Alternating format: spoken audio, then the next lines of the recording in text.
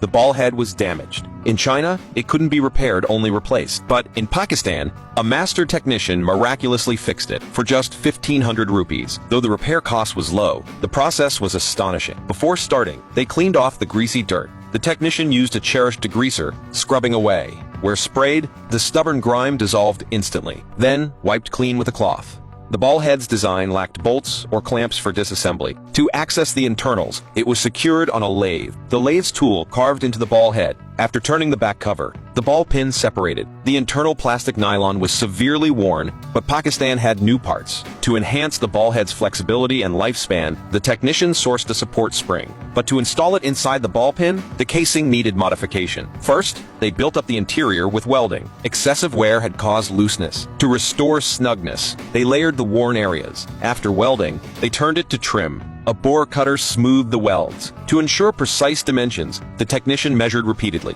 After minutes of machining, they checked the nylon seat inside the casing. With no issues, they repaired the ball pin. Its threads were visibly stripped. The technician rethreaded it with a tap wrench. After threading, they addressed the worn ball head. They added material with electric welding, then subtracted. After building up the ball head, they screwed it onto a threaded steel pipe. Secured in the lathe's chuck, it rotated freely during welding. Post-welding, they directly turned the buildup. After turning the ball head, its high temperature necessitated cooling. The technician doused it with water, then filed off burrs. Polished, they detached the ball head from the pipe. The ball pin typically had 1 or 2 grooves. The grease grooves of the ball head, they also needed machining. Once done, the ball pin was complete. To secure the ball head, the technician used a steel pipe to craft a corresponding snap ring. For precise sizing, they checked it against the back cover. After turning the snap ring, they welded it to the casing's back seat. For aesthetics, they ground the welds flat with an angle grinder. Then, they secured the casing on the lathe's faceplate. A bore cutter shaped the required profile. After turning the spindle, the technician planned to retrofit the ball seat's back cover, installing a grease nipple to extend the ball head's life. After drilling the cover, they threaded it for the grease nipple. With everything ready,